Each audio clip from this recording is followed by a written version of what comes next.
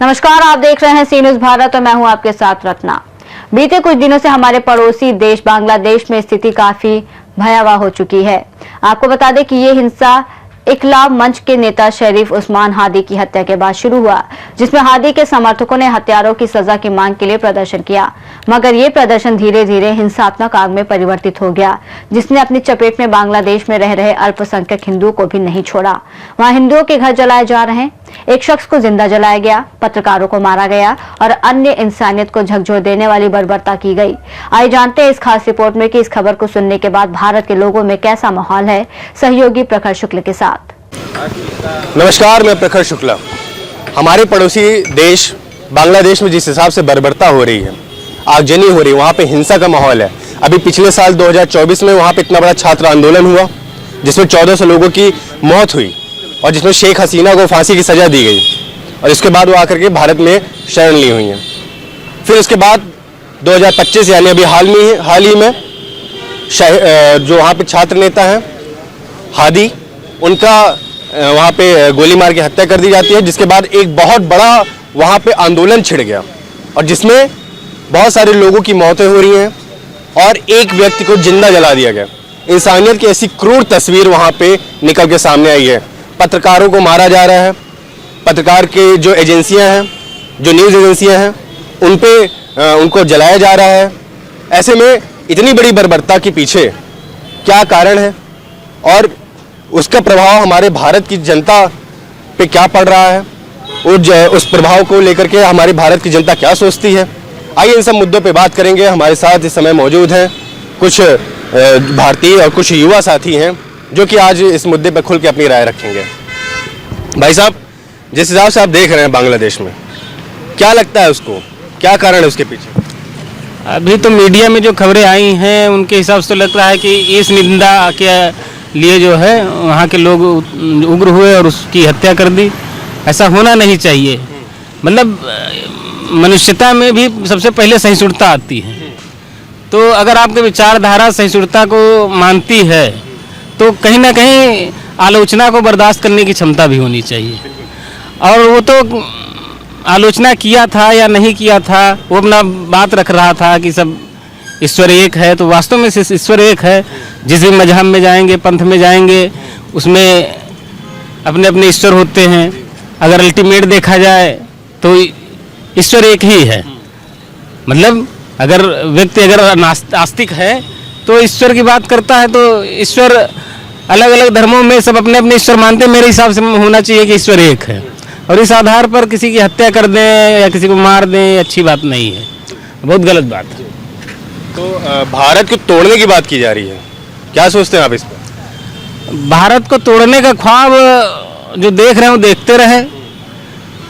5000 साल पुराना हमारा इतिहास है, इतनी आसानी से तोड़ देंगे तो केवल विचार में ही कर सकते हैं, वास्तव में नहीं होगा।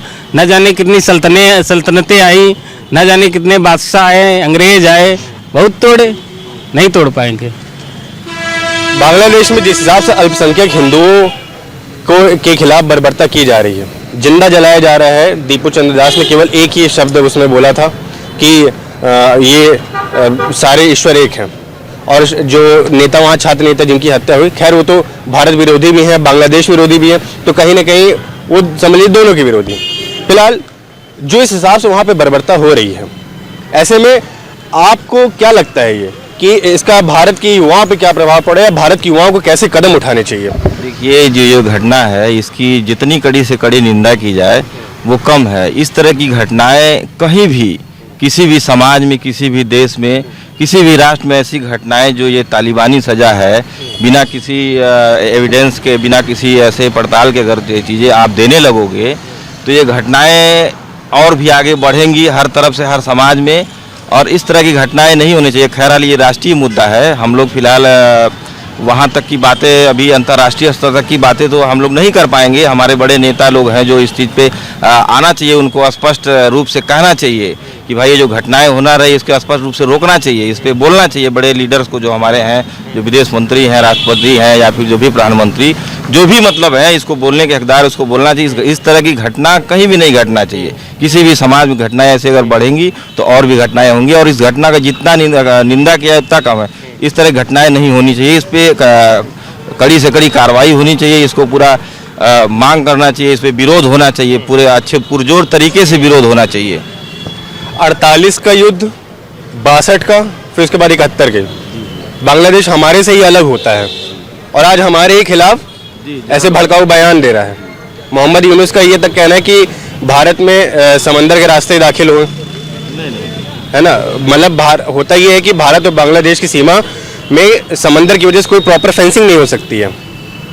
इसका फ़ायदा बांग्लादेश घुसपैठियों की तरह से जो है उठा रहा है, अपने घुसपैठी भेजते समंदर के रास्ते से घुसते हैं। आज हमारे देश से ही वो अलग होकर और हमारे ही खिलाफ बोल रहा है। क्या कहते हैं आप इस पर?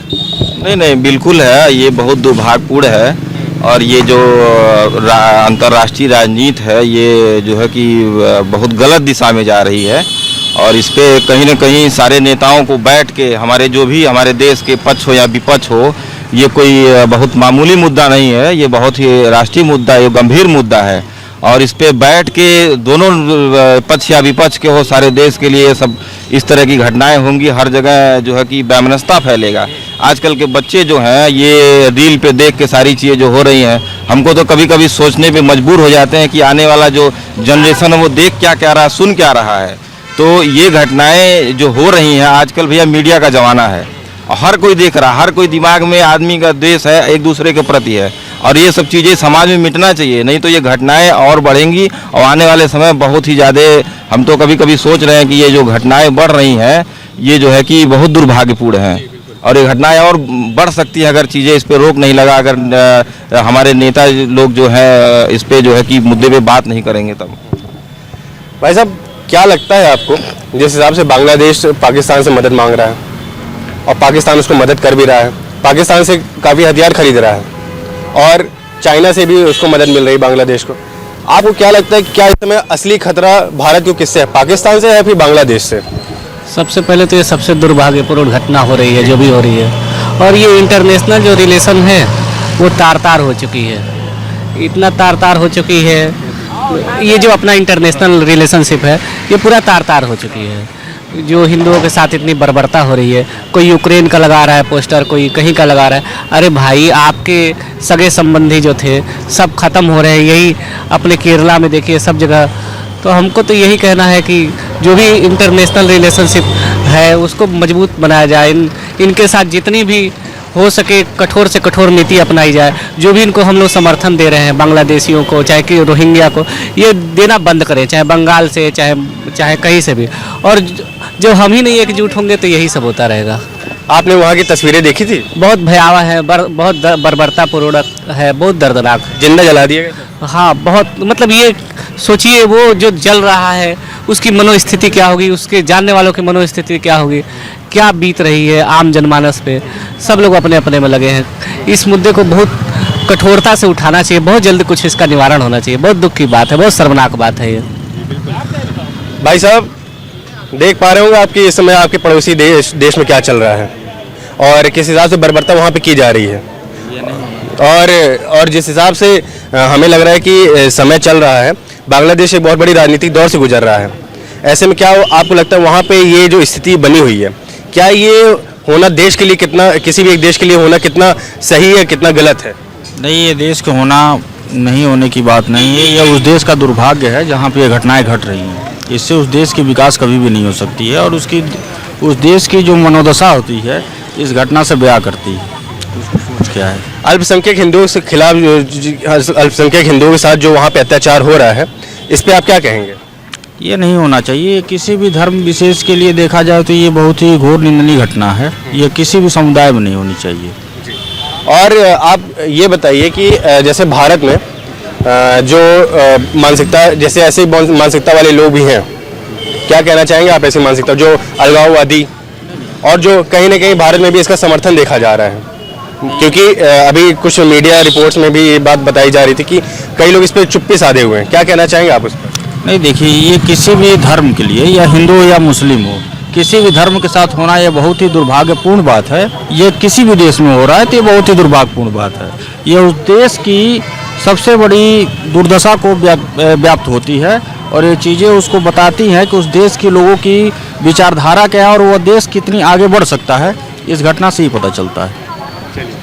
तो आपने ये देखा कि क्या यहाँ के लोग सोच रहे हैं बांग्लादेश में जो हिंसा हो रही है, अब वास्तव में एक इतनी बड़ी इंसानियत को शर्मसार कर देने वाली इतनी बड़ी बर्बरता वहाँ पे बांग्लादेश में हो रही है, ये नज़रअंदाज करने वाली चीज़ नहीं है। भारत के लोग भी इसके खिलाफ आक्रोशित हैं और भारत में कई सारे जो गुट हैं जो अभी भी इस पर अपनी प्रतिक्रिया देने से बच रहे हैं, उन गुटों को भी आगे आना चाहिए और इस पूरे जो हमारे पड़ोसी देश है इसके लिए कुछ न कुछ करना चाहिए।